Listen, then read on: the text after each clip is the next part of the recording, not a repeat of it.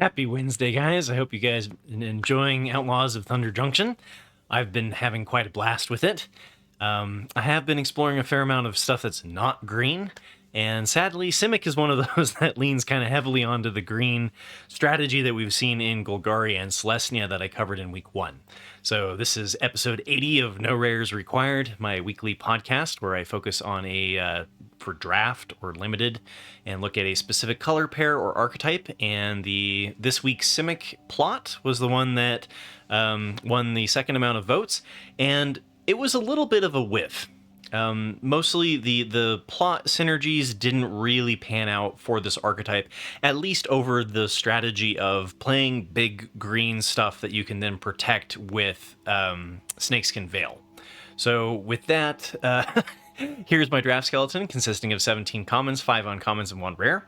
And for those who are listening audio only, the main takeaways are focus on the broken green cards that we've been seeing before, and then treat blue almost as a splash, and using it to pick up cards that we can use to disrupt our opponents, as well as give us some advantage on tempo, and maybe give us a little bit more interaction.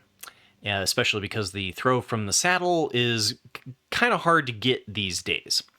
And so it's definitely a decent place to pivot if you start out in the Selesnya or Golgari space and then you end up getting cut out of black or white.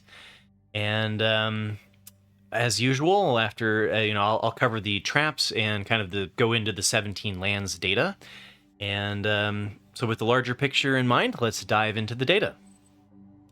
And so the first thing I like to do here is calculate the total wins created. I do this by using a website called 17 Lands that tracks Magic the Gathering draft data. And so I can take the average of the games played win rate and the game in hand win rate, and then subtract the average win rate of all of the users in the archetype and multiply it by the number of games played. And what this allows me to do is look at the cards that are working for the majority of people within the archetype. And most of these are ones that were in my draft skeleton or we will cover here shortly. So top of the list here, we've got Bonnie Paul Clear Cutter, which is an absolutely disgusting bomb. Throw from the Saddle, Outcaster Greenblade, Spinewood's Paladin, Dance of the Tumbleweeds, Patient Naturalist, kind of those really good green cards that I was talking about that we see in Selesnya and in Golgari. And then some of the blue for disrupting our opponent, like Phantom Interference, Repulse, Jailbreak Scheme. Stoic Sphinx is a good blue bomb. Marauding Sphinx is a good blue uncommon. Snakeskin Veil, Lush Oasis, Spinewood's Armadillo, Cactal Rantrula, and Hard Bristle Bandit. So one of the things to note is that Lush Oasis is the blue-green desert, and this one's pretty useful for both Marauding Sphinx and Bonnie Paul have double pip blue in an archetype that really wants to be mostly green. So your on-color tap land is able to fix your color situation and help you play those double pip blue cards while still maintaining a mostly green mana base. So you might want to value the Lush Oasis a little bit more highly than you normally would. And the other thing that I can do, though, is I can repeat the same process and this time calculate the total wins destroyed. And these are the cards that, at least for the majority of people, you should be avoiding in the archetype.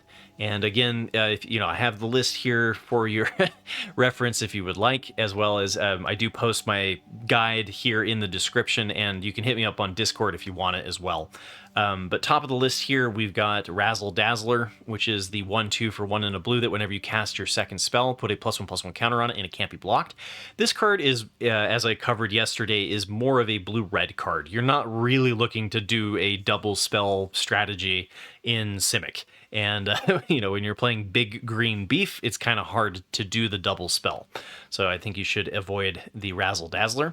And similarly, Geyser Drake. So Geyser Drake is a 2/3 flyer for 2 and a blue. And as long as it's not your turn, spells you cast cost 1 less to cast.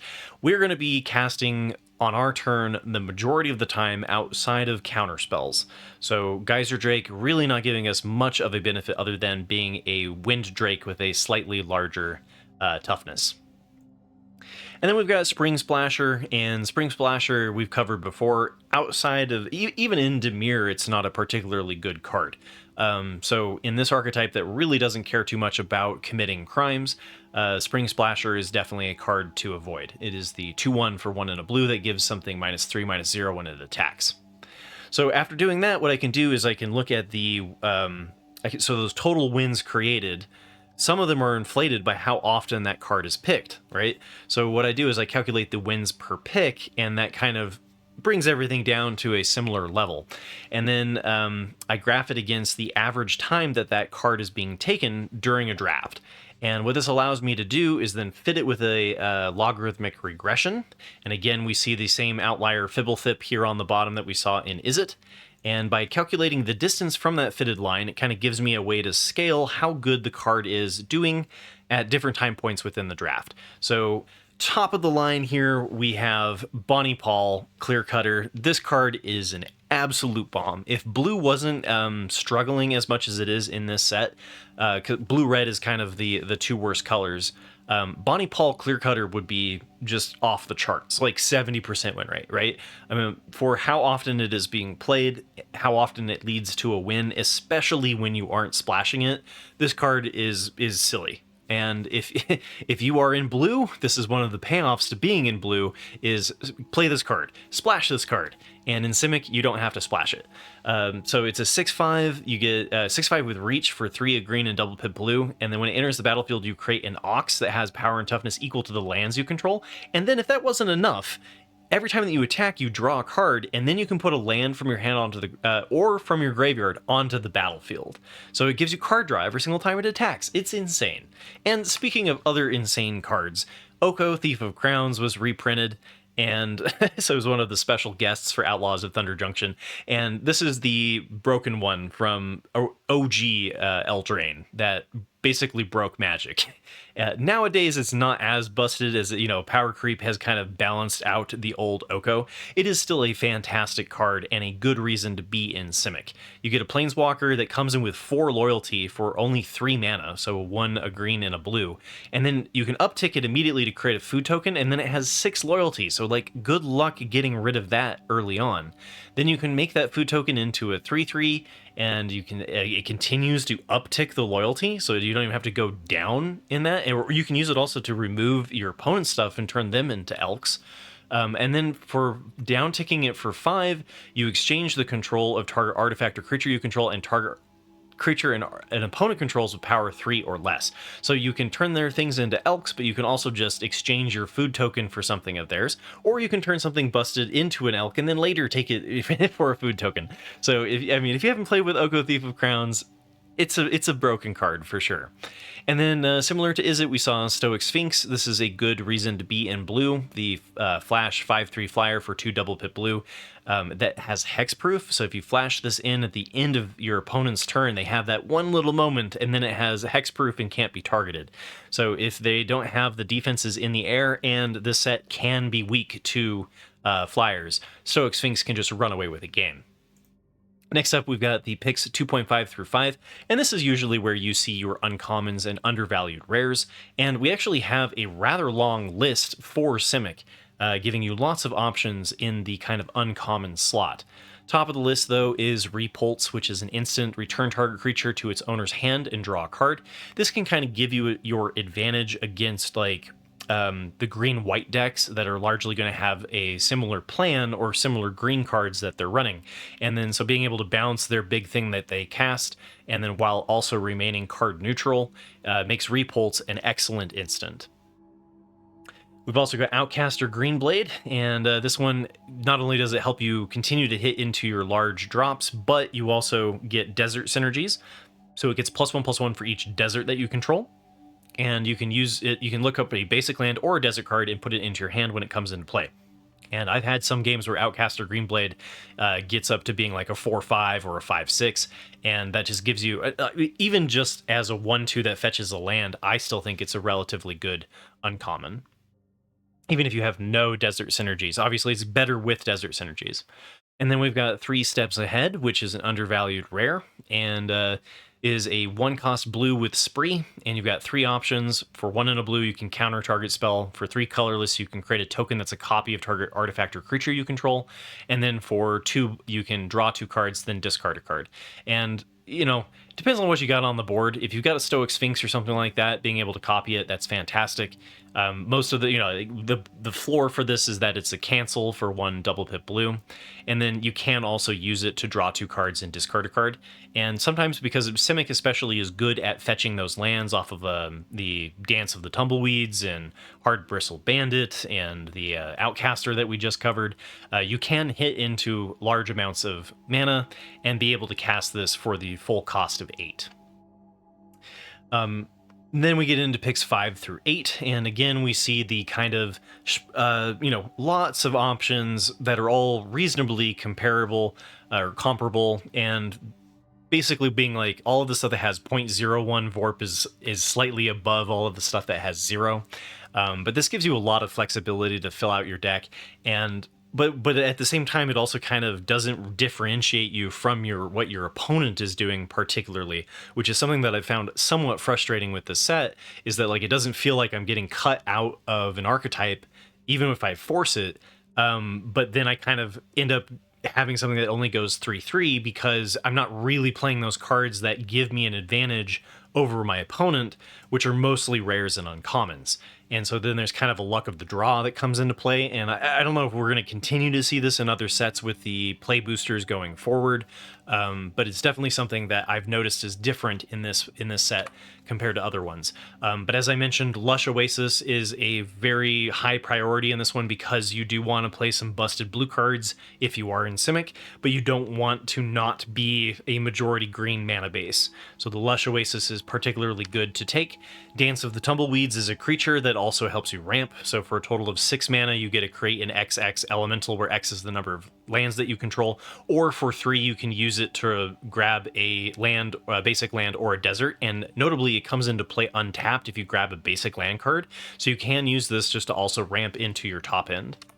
And then you've got Metamorphic Blast, which I think is somewhat of an underlooked benefit of being in Simic, because you are able to remove a threat by making something into a 0/1, but you can also use it to draw 2 cards. And so as long as you have that excess of mana, Metamorphic Blast has been pretty impressive. And then we get into the value of a replacement for picks 8 and onward, and this is really where we get to see how overdrafted or underdrafted the archetype is, and Simic is definitely a underdrafted space. And so you can take advantage of that, as opposed to Golgari and Celestia, which are a little bit more contested. Last I checked, Golgari was actually still looking pretty decent. Celestia even not at that point where you need to not be playing the best archetypes, right? I mean, like if you just want to set down and be like, I'm going for the Abzan space, it's still relatively open, and we're into week 3 of the set, so kind of blows my mind. But the part of it's just because that Abzan space is so deep. But I digress. So top of the list here, we've got Plan the Heist, which is a severely undervalued uncommon, and didn't make my draft skeleton only because I limit myself to 5 uncommons. But every time that I'm in Simic, I try to pick up one of these, and the fact that it wheels means that you're likely to be able to get 1 copy. And being able to draw cards really is one of the benefits to being in blue. And then you can get around the double pip blue casting cost by plotting it for 3 in a blue. So you don't even need to be majority blue to play this card. And we've also got Jailbreak Scheme, which fits into the disrupting your opponent's stuff, being able to bounce their thing for blue and 2 colorless, or you can make something unblockable, which works pretty well for getting in with a, Spinewoods Armadillo or some form of large, big green beef. And then last but not least, we have Phantom Interference, and I'm a fan of Quench, especially when you're trying to kind of play this like I'm going to ramp into my bigger threats. Being able to kind of throw off your opponent's tempo and disrupt their play is one of the benefits to playing in blue. And maybe the Lassoed by the Laws and the Mystical Tethers in white, you just weren't seeing enough interaction.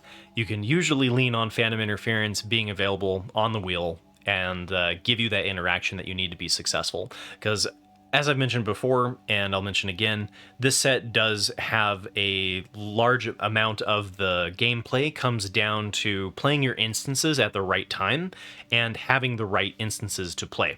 So, if, again, my draft skeleton was a little bit low on the creature side for what you would normally see in kind of the Simic ramp archetype. So, if you do have, again, lower creature counts, remember Dance of the Tumbleweeds kind of counts as a creature as well. So, if you're not hitting the 15 creature minimum in this set, it does feel like that's kind of been a common occurrence, at least for me. And it hasn't been that detrimental because you can get your threats to stick, right? It's more about like, can you get something big on the board and can you get a bomb on the board to stay alive? And that's partially why green-white has been so good, is because you have Snakeskin Veil and you have Take Up a Shield to negate your opponent's interaction. So hopefully, you found this helpful, and next week I'll be covering the next 2 archetypes that get the most number of votes here on YouTube. So remember to place your vote on the community tab, and as always, remember to click like and subscribe. It is the best way to help support me and bring my content to new people, and it's free. So I do also include this draft guide every week. I like to update it, so I will be bringing out the most updated version for the VORP guide so that you can reference this and other archetypes to help you choose what cards to take when within your draft. And as always, too, you can join my community by checking out my Discord or dropping by and saying hi on Twitch. I do stream Tuesdays through Thursdays at 2 p.m. Pacific and 5 p.m. Eastern. So if you want to drop by and say hi, we've got a pretty good little community going on there. And again, thank you. Special thanks to my YouTube members and Twitch subscribers and Patreons, everybody who is trying to actually make my dream come true. I greatly appreciate your support, and thank you. So I hope you all enjoy Outlaws of Thunder Junction. I hear we're getting Alchemy this week too, which I'm not a big fan of Alchemy, so I won't be covering, but good luck with your games and future trophies, and I'll catch you later.